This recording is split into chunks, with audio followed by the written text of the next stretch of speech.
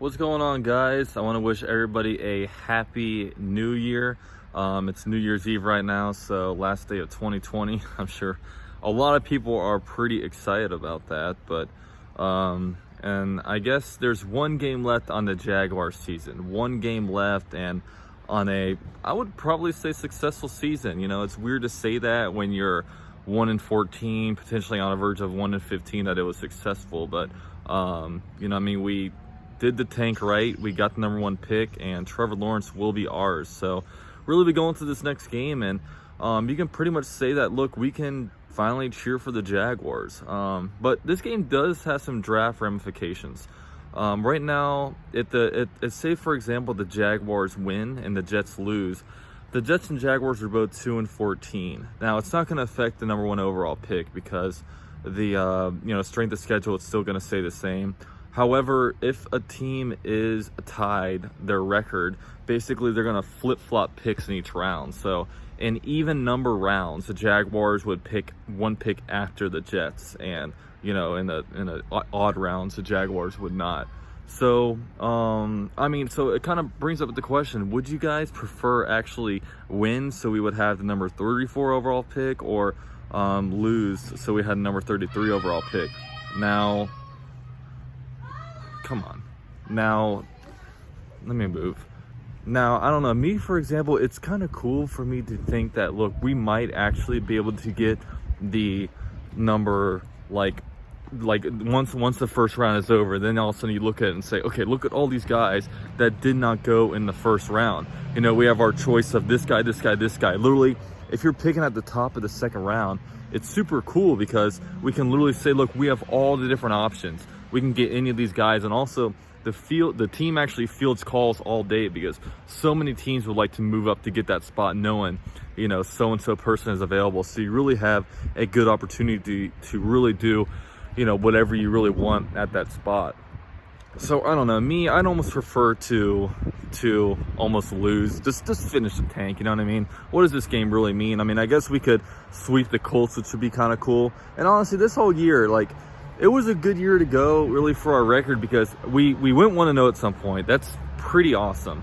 It was so much fun. Then we also got to experience the whole entire tank. So at least we didn't go 0-16, because that's honestly not a good look, and we never had the opportunity to go through that all year. But we still lost our game. So we have an actual opportunity to actually sweep the Colts and knock them out of the playoffs. You know, I mean, if the Colts lose on Sunday, I believe there's no chance for them to make it into the playoffs. And just a quick disclaimer, I didn't make a preview video with somebody else with Bring the Juice podcast. So if you guys want to see an actual preview of someone who actually cares more about the game than I do, I'll link that video down below. But I don't know. I'd almost rather complete the tank. I mean, we have Mike Glennon at quarterback. A bunch of our impact players are out. James Robinson, C.J. Henderson, Josh Allen, all those guys. So I don't know. It's an interesting proposition. But I'm in Gatlinburg, Tennessee right now. I believe I'm here until Saturday. But I'll tell you what, guys, I'm very excited to be able to go back home and make some videos for you guys, because it's gonna be so much fun this off season. I really can't wait for it. We have 1 game left.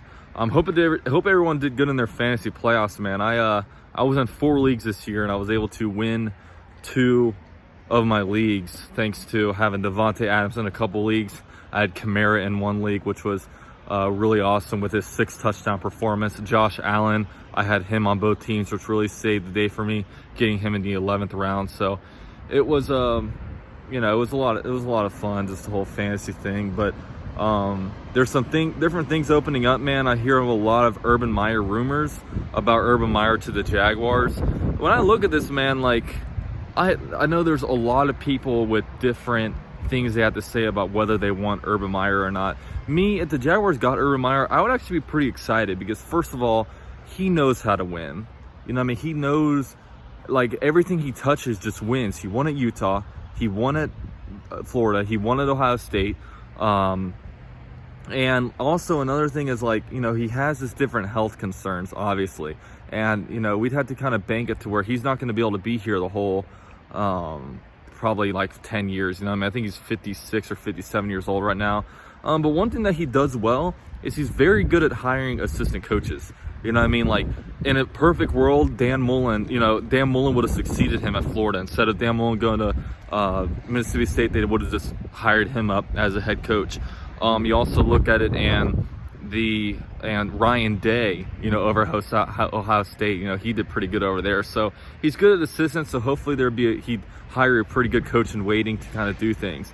He knows his offensive systems. I don't think that if he goes here, he would just be like, okay, boom, he's locked in for the spread offense. He studies the game. He knows the game very well. I think he would be able to build an offense that he knows would do great in the NFL. Obviously, he's kind of a douche.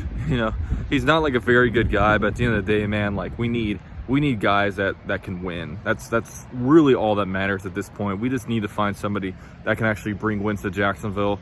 He'd know how to perfectly form an offense around Trevor Lawrence, and it'd be awesome. But I don't know. Those are just some quick thoughts on that.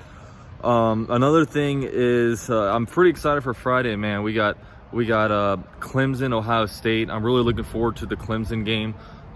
Just to see Trevor Lawrence in action, especially knowing that like it would have been a little bit sketchier watching that game had the if the number one pick was still in doubt, because I know a lot of Jets fans were excitingly watching Trevor Lawrence all year, thinking that they got him, but then they got swept under the rug and they got taken from him. At least at this point, we can watch Trevor Lawrence knowing that is our guy. And I guess the most important thing is just making sure he stays healthy. Hopefully he doesn't have any crazy injury. I know D'Eriq King had a pretty crazy injury the other day.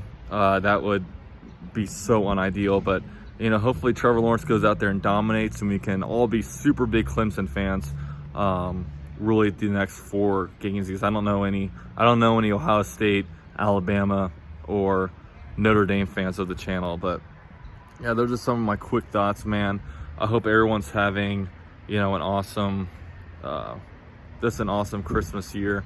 I've been gone for about a week. I'm really excited to just go back and start making videos, I'll be honest with you, especially after the different channel upgrades that I got. New camera, new mic, new everything. It's an exciting time, and yeah, so it's good checking in with you guys, and I'll talk to you guys very soon. Go Jags.